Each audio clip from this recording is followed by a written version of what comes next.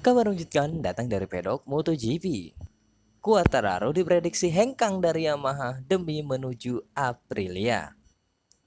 Bos Ducati pastikan Marc Marquez masuk radar tim pabrikannya. Ini dia berita selengkapnya.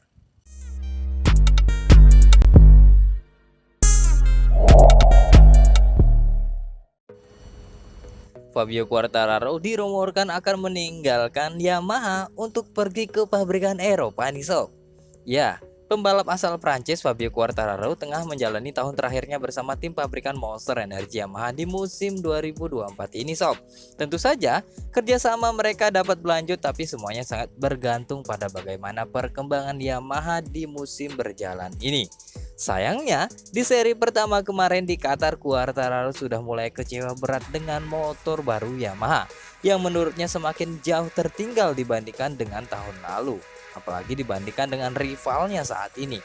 Dan kabar terbaru kini berhembus bahwa Quartararo sudah mulai membuka kontak nih dengan pabrikan Italia yaitu Aprilia terkait kemungkinan kerjasama mereka mulai 2025 nanti nih sob. Aprilia bisa menjadi pilihan yang tepat karena kedua pembalap mereka yaitu Alex Espargaro dan Maverick Vinales belum mendapatkan perpanjangan kontrak sampai saat ini. Sementara di Ducati, sudah tidak mungkin karena ada banyak antrian pembalap muda yang ingin menembus tim pabrikan itu. Begitu juga dengan KTM yang sudah memiliki banyak talenta muda dan kursi yang terbatas seperti saat ini Pedro Acosta dan juga Brad Binder yang mantap di sana. Sementara Honda kayaknya sih sama saja dengan Yamaha ya sob ya. Mereka sedang kesulitan dan tak ingin mungkin Quartararo beralih ke pabrikan dengan kondisi yang sama. Quartararo dan CEO Aprilia masih Morivola saat ini sudah memulai diskusi. Dengan pasar yang bergerak cepat, terbukti dari tindakan Ducati bersama Bagnaia dan Alduger. Keputusan mengenai masa depan Quartararo diharapkan segera diambil. Daftar pesaing untuk kursi RSGP sangat panjang, salah satunya juga Enea Bastianini yang dilirik oleh Aprilia sendiri. Ya, karena Enea Bastianini kalau tidak kompetitif akan tergusur oleh Jorge Martin maupun Marc Marquez nantinya nih sob. Namun, Quartararo juga ada halangan nih kalau ke Aprilia. Dia mungkin bakalan turun dari gajinya sekarang di Yamaha. Karena saat ini Quartararo dapat gaji yang cukup fantastis oleh Yamaha. Dan Yamaha merupakan satu-satunya pabrikan yang memberikan dia gaji lebih. Kemungkinan jika dia pindah akan menurun gajinya. Nah, kita lihat ya sob ya bagaimana nanti ke depannya untuk Quartararo bersama Aprilia. Apakah lanjut atau tetap stay dengan Yamaha? Direktur olahraga Ducati Corse David Ardoji memastikan Marc Marquez bisa bersaing untuk merebutkan tempat di kursi Lenovo. Namun ia menjelaskan masih terlalu cepat untuk menentukan rekan setim Francesco Bagnaia untuk musim 2025. Wah, kalau begini Jorge Martin makin banyak persaingan ini sob ya. Selain itu juga Enea Bastianini yang masih duduk di kursi itu sangat panas mendudukinya ya. Karena di rongrong ada Marquez, ada juga Jorge Martin. Nah, Marc Marquez mampu menunjukkan performa yang epik seri pertama MotoGP 2024 yang berlangsung di Losail, Qatar. Nah, pembalap Gresini Racing itu sukses finish di posisi 4 besar. Sehari sebelum balapan utama, Marquez juga mampu finish di posisi kelima saat sprint race. Alhasil, The Baby Alien menempati peringkat keempat di klasmen sementara saat ini.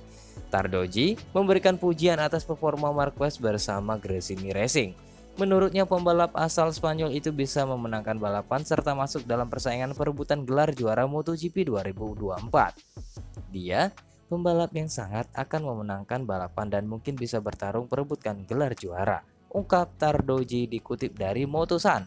Lebih lanjut lagi, pria asal Italia itu memastikan Marquez bisa masuk dalam persaingan untuk mendapatkan satu tempat di Ducati Lenovo. Namun ia menilai masih terlalu cepat untuk menentukan siapa rekan Bagnaia musim depan. Tentunya Marquez juga bisa ikut bertarung untuk menjadi rekan Pecco, tapi kami tidak terburu-buru. Saya tidak tahu kapan keputusan itu akan diambil, tegas Tardoji. Sebelumnya Ducati telah mengumumkan perpanjangan kontrak dengan Bagnaia hingga 2026 ya sob ya.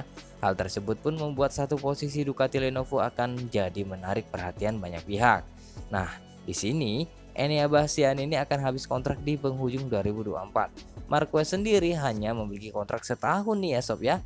Tidak hanya itu, di sini ada Jorge Martin yang sudah terang-terangan dari tahun-tahun sebelumnya ngebet kursi yang dimiliki oleh Enea Bastianini ini sob. Makanya persaingan semakin ketat. Tambah banyak nih sob ya untuk Jorge Martin memperebutkan porsi kursi tim pabrikan nantinya. Jangan sampai aja dia kalah lagi sob. Mimin yakinkan jika dia kalah dia akan hengkang dari pabrikan Ducati dan memilih pabrikan yang lain yang menempatkan dirinya untuk kursi tim pabrikan. Karena prioritas dia di 2025 adalah duduk di tim pabrikan manapun. Pedro Acosta merupakan pembalap fenomenal yang kini masuk di MotoGP nih sob. Hasil race pertama pada saat di Qatar kemarin pun jadi sorotan banyak publik di dunia ini. Bahkan dia nyaris podium saat itu ketika dia telah berhasil menyalip Marc Marquez. Namun ada kesalahan yang terjadi pada motornya dan ternyata bukan soal pengelolaan ban motor nih. Ya, pembalap pendatang baru Pedro Acosta berhasil finish di posisi ke-9 di balapan debutnya di MotoGP Qatar. Rider Red Bull gas-gas Tech3 itu sempat mendekati zona podium sebelum akhirnya drop di pertengahan balapan. Banyak orang pada awalnya menduga Acosta bermasalah dengan ban. Namun kenyataannya ada masalah lain yang menimpa sang Rocky tersebut. Hal ini dijelaskan langsung oleh bos KTM yaitu Pete Bierer setelah balapan. Penyebabnya adalah karena Acosta mengalami kram parah pada lengan kirinya karena salah satu fitur motor yang tidak disetel dengan tetap, sehingga menyebabkan ibu jarinya terganggu saat penggunaan right hack device, membuat tangannya menjadi bermasalah nih sob. Nah, salah ini membuat Acosta tidak dapat mengendarai motor dengan kecepatan optimal sehingga dia dengan cepat kehilangan banyak posisi. Tapi masalah ini kata M yakin Acosta bisa melaju lebih cepat lagi ke barisan depan tanpa masalah ini sob. Kami semua mengira Acosta terlalu liar pada awalnya dan sekarang telah menerima akibat dari ban belakang. Namun Acosta mengalami kram parah di bagian lengan kirinya mulai dari posisi tengah hingga seterusnya. Penyebabnya adalah tuas pengatur right hack device tidak disetel secara optimal. Begitulah Bierer menerangkan dalam berita Speedweek. Nah, usai balapan nih, KTM juga memastikan ban Acosta tidak tergerus habis, bahkan masih normal-normal saja.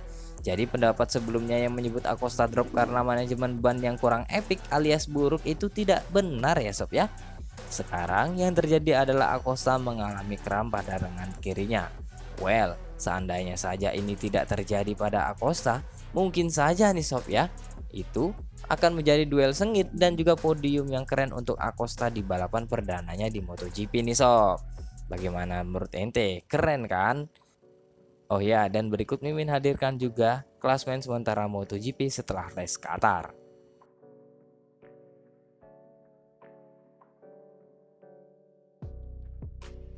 Oke, terima kasih, keep sporty, stay healthy, don't forget to like, comment, and subscribe ya.